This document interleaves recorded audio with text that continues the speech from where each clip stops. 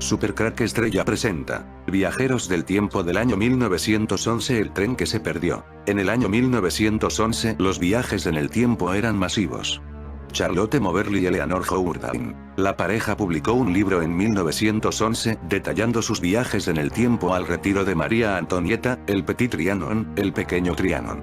Ambos hicieron la afirmación de que viajaron en el tiempo y tuvieron conversaciones con María Antonieta, según publicó Ancient Origins. Charlotte Anne Moberly y Eleanor Jourdain eran dos autoras y académicas con una muy importante trayectoria a fines del siglo XIX y principios del XX.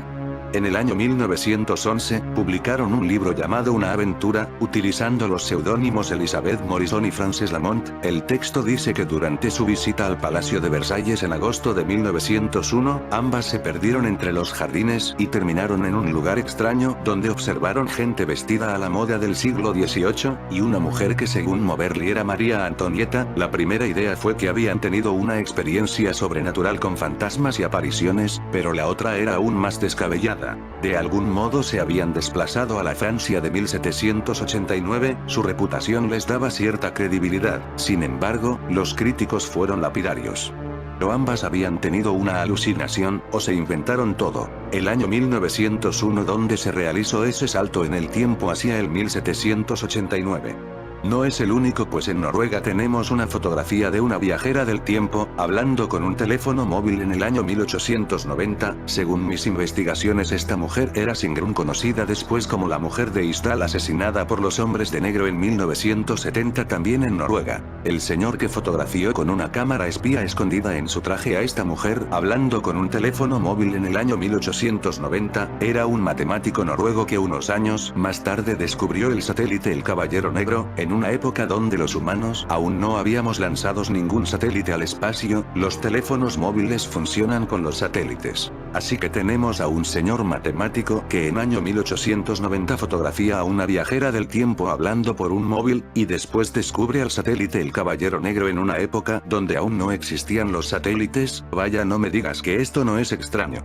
Fotografía de 1890 tomada con una cámara espía muestra a una mujer hablando por un smartphone. La historia de las 500 imágenes tomadas con una cámara espía. Carl Stormer fue el señor que fotografió a la viajera del tiempo en 1890, y Carl Stormer fue el que descubrió el satélite El Caballero Negro. Exclusiva que damos en Supercrack Estrella. Carl Stormer, 1872-1957, disfrutaba de un hobby muy inusual en ese momento. Camino de Oslo, Noruega, en la década de 1890 con su cámara espía y, en secreto, tomó fotos cotidianas de personas. Los sujetos en las imágenes de Stormer aparecen en su estado natural. Lo que más llama la atención es que son muy diferentes a las imágenes y tendencias estrictas que dominaron la fotografía durante esos años. Carl utilizó una cámara con chaleco oculto Stern, inventado por Robert de Grey y fabricado en 1886 por primera vez por Western Electric en Nueva York, cuando estudiaba matemáticas en la Universidad Royal Frederick, ahora, Universidad de Oslo. Era un recipiente plano y redondo escondido debajo del chaleco con la lente sobresaliendo por el ojal, dijo Stormer al periódico noruego St. Albard en 1942, debajo de mi ropa tenía un cordón a través de un agujero en el bolsillo de mi pantalón, y cuando tiraba de la cuerda la cámara tomaba una foto. Los primeros paparazzi noruegos generalmente fotografiaban a la gente a la hora exacta en que los saludaban por la calle, a diferencia de las imágenes de Stormer, que muestran a la gente en estado natural sin percatarse que son fotografiados. Bajé por la calle Karl Johan, me encontré a una víctima, saludé, obtuve una sonrisa amable y tiré del hilo, continuó explicando Stormer. 6 imágenes a la vez y luego me fui a casa a cambiar el plato. En total, Stormer tomó aproximadamente 500 imágenes secretas. Sin embargo, en una de ellas hay un detalle que ha pasado desapercibido para los expertos del Museo del Pueblo Noruego, Norsk Folkemuseum, quienes han publicado la serie de fotografías en su página web, que puedes ver aquí. Otra evidencia de viajeros en el tiempo. La imagen en cuestión muestra a un grupo de personas, varias mujeres con vestidos de la época y lo que parece ser policías o militares uniformados. En principio nada extraño, a no ser por la mujer que se puede ver al lado derecho de la imagen, que parece estar hablando por un teléfono móvil. Como se puede apreciar en la instantánea, dicha mujer tiene la cabeza inclinada a un lado, al igual que hacemos cuando hablamos por teléfono, y su brazo izquierdo está levantado a la altura de la cabeza, como si estuviera sosteniendo algún tipo de dispositivo dispositivo pegado a su oreja. Pero si observamos más de cerca la sorprendente fotografía, podemos ver con claridad cómo en la mano izquierda parece sostener algún tipo de dispositivo brillante. La mujer sostiene algo en sus manos que le obliga a inclinar la cabeza. Y aunque se muestran escépticos con la teoría de los viajeros en el tiempo, aseguran que no pueden explicar el origen de dicho objeto, está claro que para los creyentes se tratará de una evidencia más de la existencia de viajeros en el tiempo, mientras que los escépticos dirán que es simplemente una causalidad, estar en el momento justo como si sostuviera algo muy similar a un smartphone. La mujer es Sigrun, y luego fue conocida como Mujer de Isdal, es esta foto de 1890, tiene un disfraz para esquivar a los hombres de negro. En el siguiente video dejamos imágenes donde se puede observar a dos misteriosos sujetos utilizando un dispositivo parecido a un teléfono móvil. El video fue grabado en 1911, en esa época no existía nada parecido a una radio portátil. Vamos a hablar del año 1911 donde parece que los viajeros del tiempo no se escondían, en aquella época la gente no tenía cámaras para grabar en todo momento lo que querían, algo que si ocurre en nuestro siglo XXI, esto permitía a los viajeros del tiempo estar tranquilos y no esconderse, se nota que estaban relajados y eso permitió imágenes como esta donde se puede apreciar hasta a dos viajeros del tiempo hablando con teléfonos móviles. En el año 1911 se produjo el viaje del tiempo más sorprendente y desconocido de la historia, para muchos es solo una leyenda, para otros es muy real que la élite quiere convertir en leyenda, se trata de un tren que viajó en el tiempo, y fue visto en otras épocas del tiempo, fue en Italia no muy lejos de donde está el CERN y ocurrió en el mismo año del caso que antes contábamos de dos hombres hablando con teléfonos móviles el año 1911, la distancia entre el CERN y el lugar donde este tren realizó el viaje en el tiempo es de 300 kilómetros, yo creo que está lo suficientemente cerca como para pensar que el CERN puede estar relacionado con este viaje en el tiempo del año 1911. La historia decía así. Un tren perdido en un túnel en Italia, nadie puede encontrarlo. En 1911, la compañía ferroviaria Sanetti ofreció a los acomodados italianos una prueba gratuita en su nuevo tren, los pasajeros disfrutaban de su paseo, charlando y disfrutando de sus bocadillos, uno de los lugares que esperaban era un nuevo túnel que atravesaba una montaña, fue uno de los más largos jamás construidos en el momento. Si solo supieran que nunca volverían, imagina que viajar en un tren que en realidad es una máquina del tiempo, los 106 pasajeros y la tripulación del tren Sanetti probablemente lo habrían pensado dos veces antes de embarcarse en su aventura, si lo hubieran sabido, al igual que los pasajeros del Titanic, que partieron para su primer y último crucero casi un año después, nunca llegaron a su destino, la diferencia, sin embargo, es que nadie sabe qué pasó con el tren. La desaparición de los trenes Sanetti. Esta historia comenzó en julio de 1911, cuando el mostrador de la compañía Sanetti decidió organizar el viaje de algunos de los representantes de una barra de Italia. En el tren, compuesto por una locomotora y 3 vagones, en el viaje habían 106 viajeros, todo iba como de costumbre antes de, el túnel Lombard, por el cual entró pero nunca salió. Él simplemente desapareció sin dejar huella. Solo fueron 2 pasajeros los que se salvaron, ellos tuvieron la suerte de abandonar el tren en el último momento. Ellos dicen vieron una nube espesa como niebla, la cual envolvió al tren y los pasajeros entraron en un terrible pánico, parecía que enloquecían. Después de la desaparición del tren por el túnel, todos los alrededores fueron cuidadosamente examinados y estudiados. Pero no quedó ni un rastro del tren, ni nadie nunca más supo de los pasajeros, al poco tiempo, este túnel se selló y la gente se olvidó de este caso. Sin embargo, en 1926, uno de los familiares de uno de los pasajeros que desapareció con el tren, encontró un documento muy peculiar, en ella se informaba que se desconocía de dónde habían aparecido en México 104 italianos, los cuales aseguraban que habían llegado en un tren directamente desde Roma, y lo más interesante de todo es que ellos constataron que viajaron en el año 1845. Los italianos en aquella época fueron considerados dementes y los ingresaron a un hospital para enfermos mentales, según los documentos en donde se indica que fue así. Los testigos comentan que las cosas y la ropa que llevaban los italianos no pertenecía a aquellos tiempos, y algunas cosas se usaban en esa época. El intento fallado de encontrar el tren perdido, o al menos entender lo que había sucedido hace varias décadas, duró hasta que comenzó la Segunda Guerra Mundial y un ataque aéreo destruyera el túnel. El tren entró en el túnel de 1 kilómetro de largo en la montaña de Lombardía y nunca salió. Simplemente, desapareció. Después del incidente, los trabajadores del ferrocarril y la policía registraron cada cm cuadrado, pero no encontraron rastro del tren. Sin embargo, se encontraron 2 pasajeros que saltaron del tren justo antes de que desapareciera en el túnel. Más tarde, cuando llegaron, pudieron contar la historia de su extraño viaje. Uno de los sobrevivientes dijo a un periódico italiano sobre el incidente: escuché un zumbido poco claro, más allá del humo negro, pude ver una niebla de color blanco lechoso saliendo del túnel, que literalmente se tragó el tren como una ola. Nadie pudo encontrar una buena explicación para esta extraña desaparición. Docenas habían presenciado cómo el tren salía de la estación de Roma y entraba en el túnel, pero nadie lo vio salir. Hay registros de monjes medievales de Módena que vieron un tren de 3 vagones con personas en él. Un caballo era el medio de transporte más rápido en ese momento. Los ferrocarriles no se habían inventado todavía. Luego, en la década de 1840, hay un informe de que los pasajeros de Zanetti fueron vistos en México. Un psiquiatra en un hospital local dejó notas diciendo que un grupo de 104 italianos fueron admitidos todos en un estado histérico.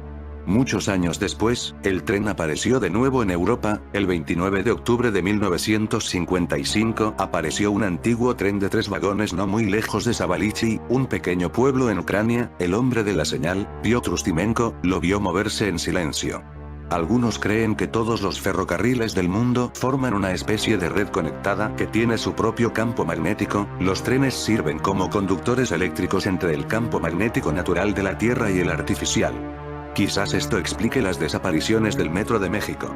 Recordemos que en esta historia del tren de Italia desaparecido, se volvió a ver en México en 1840. En la actualidad parece haber algo de verdad en una especie de red conectada que tiene su propio campo magnético. En nuestro siglo XXI hay esto.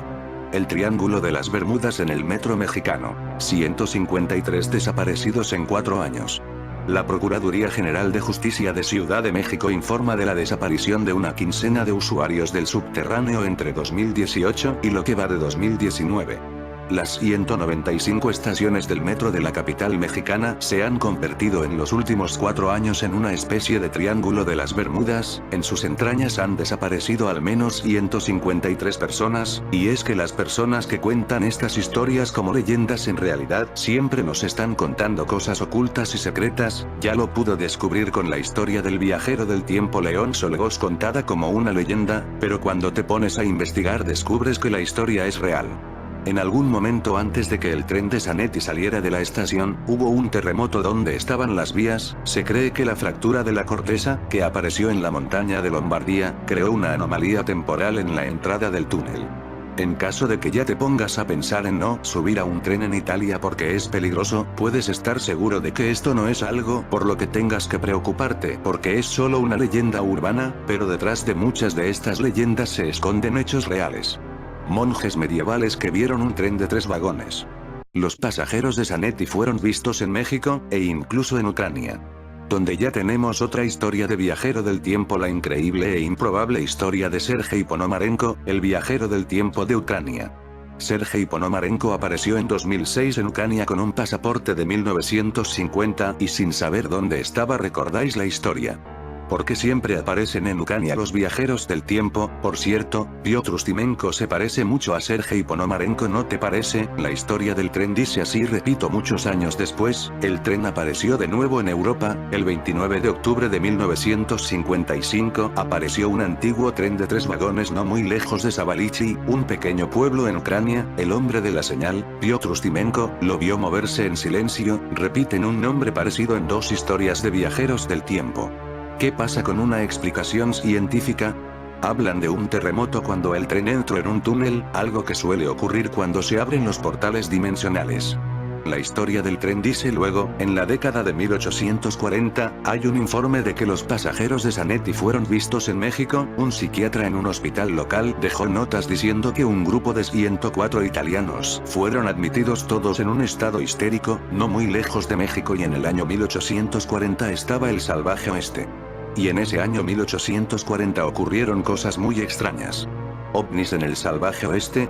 ¿Ovnis sobre el salvaje oeste en el siglo XIX? ¿Y de dónde creen que salieron los pueblos fantasmas? Por las luces y sonidos extraños que se oían y las personas que los visitaban desaparecían con frecuencia. ¿Acaso ellos llegaron a fines del siglo XIX?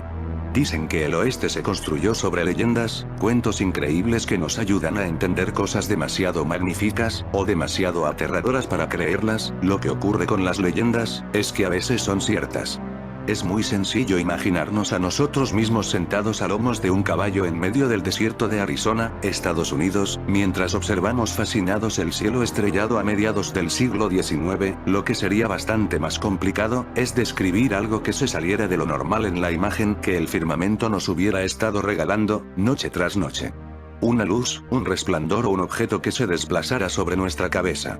En esta época, los dirigibles, aviones, helicópteros, globos sonda, satélites artificiales no estaban prácticamente ni imaginados por la humanidad. De este modo, lo que estamos viendo sale totalmente de cualquier cosa que hayamos conocido, pues todo lo que veamos volando en el cielo, ya sea una luz, una esfera o un objeto metálico, a causa de nuestra educación cristiana, lo atribuiremos a una manifestación religiosa, tanto celestial como diabólica.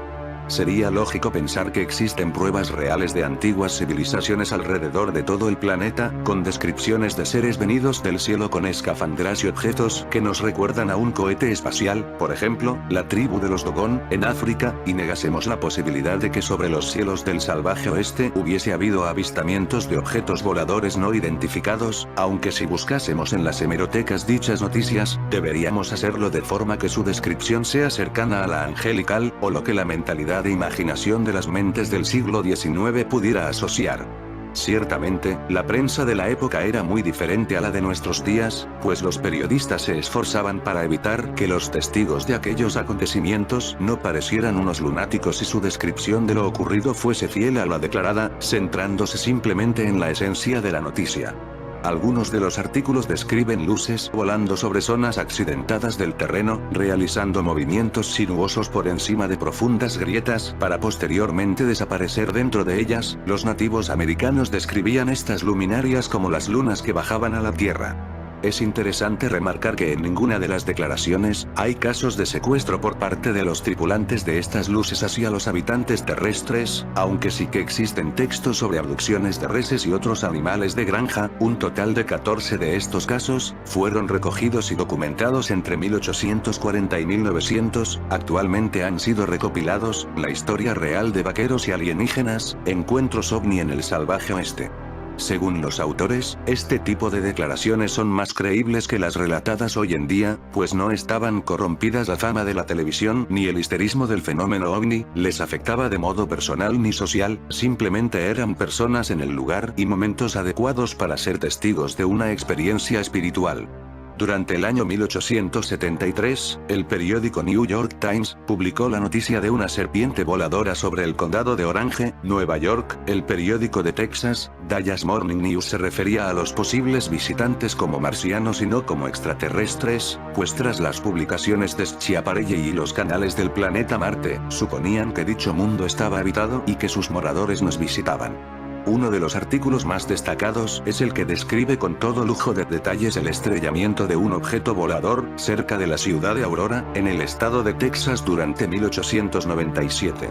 Si he de remarcar un caso bastante extraño, durante el 22 de abril de 1897, la prensa se hizo eco de un acontecimiento que estremeció a los habitantes de los Estados Unidos. Durante los finales del siglo XIX, el testigo de este suceso, John M. Barclay, contaba a la redacción de un periódico local que mientras trabajaba cerca del condado de Rockland, sito en el estado norteamericano de Maine, observó un objeto cilíndrico aterrizando a pocos metros de donde él se encontraba, comentando que pocos minutos después de haber tomado tierra, un ocupante del extraño objeto descendía por una rampa metálica y se acercó caminando hasta el lugar donde Barclay trabajaba. Sin mostrar nerviosismo, le preguntó al ser si podía ayudarle mientras le observaba de arriba a abajo. Este asintió con la cabeza mientras le respondía, diciéndole que se llamaba señor Smith y que habían aterrizado porque necesitaban aceite lubricante, 2 cortafríos y algo de sulfato de cobre. Barclay, que por un instante había quedado petrificado por aquella contestación, le respondió que no sabía dónde podría conseguir todo lo que le pedía. Bajando la mirada hasta casi penetrar los ojos del joven granjero, el señor Smith le hizo entrega de un billete de $10 americanos, añadiendo que en el molino que estaba a pocos metros de ellos podría conseguir los primeros elementos, y que el operador del telégrafo que estaba en la oficina de mensajería del pueblo, podría proporcionarle el sulfato de cobre, pidiéndole que le consiguiera los artículos citados con la máxima celeridad posible, pudiendo quedarse con el cambio por las molestias causadas. Tras regresar con el pedido del señor Smith y entregárselo en mano, Barclay le preguntó de qué lugar procedían. El ser le contestó con una frase confusa y esquiva: somos de todas partes, pero mañana estaremos en Atenas, lo cual tampoco está muy lejos de Italia, el lugar del tren desaparecido. Hay que puntualizar que la descripción realizada y firmada por el propio Barclay hacía referencia principalmente a la estatura, similar a la de un ser humano normal, de complexión fuerte, envuelto en lo que parecía un chubasquero militar de color verde, y que cubría su rostro con una máscara de cuero negro, donde dos cristales oscuros de gran tamaño le llamaban enormemente la atención, igual que la gran facilidad que tenía para comunicarse y expresarse con él en su mismo idioma. Después de haber transcurrido más de 200 años de historia, los Estados Unidos de América han evolucionado con leyendas de visitas de otros mundos, leyendas donde nativos, extranjeros y políticos, habrían entrado en contacto con dichos seres. Los últimos podrían incluso haber compartido conocimientos y tecnología a espaldas de la luz pública. El investigador canadiense Alfred L. Webre, especializado en exopolítica, término que define las relaciones políticas entre terrestres y alienígenas, realizó unas declaraciones a un periodista de Luz Post-Weird News durante el mes de septiembre de 2009, donde exponía que las abducciones de seres humanos no comenzaron hasta mediados del año 1934, cuando el gobierno de los Estados Unidos, liderado por el presidente Roosevelt, firmó un tratado con seres supuestamente alienígenas provenientes de una galaxia cercana a Orión. Según la historia oculta, habría un segundo tratado con el Tercer Reich de Adolf Hitler durante 1941. Durante una segunda entrevista, realizada por el mismo periodista que había conversado Webre en la primera ocasión, este le contó que la bisnieta del presidente Eisenhower fue cordialmente invitada a visitar una base militar secreta de los Estados Unidos que había sido emplazada sobre una de las llanuras ecuatoriales del planeta Marte, añadiendo que el mismo gobierno norteamericano habría empleado una máquina radioeléctrica, refiriéndose al proyecto ARP, para causar el maremoto de Haití en 2010, desestabilizando de este modo el país por un lapso de tiempo suficiente mientras se apoderaban de los diversos recursos naturales de la región. La historia de los Estados Unidos de América es breve, pero está plagada de leyendas, aunque la verdadera incógnita es saber cuánta verdad hay en ellas. ¿Acaso la historia es tal y como nos la han contado? ¿O hay más verdad en dichas leyendas de la que nos imaginamos, y simplemente giramos la cabeza hacia otro lado para no querer ver lo que realmente está ante nuestros ojos, por ser contraria a todo lo que nos han querido inculcar desde la niñez? Como acertadamente citaba el agente especial del FBI, Fox Mulder, la verdad está ahí fuera. Pero volvamos a nuestro tren máquina del tiempo. Recordemos, el tren entró en el túnel de 1 kilómetro de largo en la montaña de Lombardía y nunca salió. Lombardía, el lugar donde desapareció el tren, es un lugar donde ocurren cosas extrañas. Italia tuvo su Roswell. No solo en Valmalenco, sino en toda la región de Lombardía, se destaca a nivel nacional por el número de avistamientos de objetos voladores no identificados. A veces son un engaño o se trata de publicidad, en otros casos no hay explicaciones plausibles para los informes que también son examinados por la Fuerza Aérea hacia los objetos voladores no identificados, OVNI, por lo que el mundo militar clasifica los avistamientos para los cuales no ha sido posible identificar una justificación técnica o natural. En Lombardía, los avistamientos clasificados como ovnis entre 2010 y 2016 son 12, cantidad que también representa el récord en Italia. Para profundizar en el tema, ¿cuántos avistamientos hay en Lombardía? Si observamos los 184 informes recibidos por las asociaciones de Ufological Subfigaus en 2018, Lombardía es la región con más avistamientos, 26, y le siguen Toscana, 24, y luego Lazio, 22. Si, en cambio, observamos los eventos clasificados como objetos voladores no identificados del Departamento General del Estado Mayor de la Fuerza Aérea en el período de 2010 a 2016, descubrimos que Lombardía sigue siendo la primera región con 12 eventos, seguida por Lazio con 10, Toscana y Campania con 9 cada uno. Curiosamente solo 2 casos de los 12 ocurridos en Lombardía han ocurrido en Valmalenco, el más reciente se remonta al 1 de julio de 2013, cuando un objeto con una forma esférica naranja se movió muy rápido a unos 500 metros sobre una iglesia de Valmalenco. Las investigaciones aeronáuticas informaron que esto no podría ser una actividad humana conocida de reconocimiento de radio o vuelo. Tras la ola de avistamientos en 1978, el actual presidente del Consejo, Giulio Andreotti, estableció que la organización responsable de garantizar el vuelo y la seguridad nacional es la Fuerza Aérea, encargada de recopilar y monitorear los informes de ovnis. Una vez que se han llevado a cabo las investigaciones necesarias, el episodio, si no encuentra otras justificaciones plausibles, se clasifica como un avistamiento de objetos voladores no identificados y se publica un informe resumido en el sitio web. Andreotti dijo: "El Roswell lombardo que conozco es anterior al Roswell archiconocido de Estados Unidos y tuvo lugar a mediados de noviembre de 1942. 2 hermanos oriundos de Milán, mientras estaban en Bérgamo, observaron un objeto redondo y plano que avanzaba en zigzag, subía y bajaba sin hacer ruido, el objeto se dirigía hacia Seriate y desaparecía en el camino, sembrando el terror entre los presentes, pero no podemos olvidar el encuentro cercano que tuvo lugar el 24 de abril de 1950 el trabajador Bruno Facchini de Aviate Wazzone, Varese". En fin amigos de Supercrack Estrella, si el video te gustó pulgar arriba.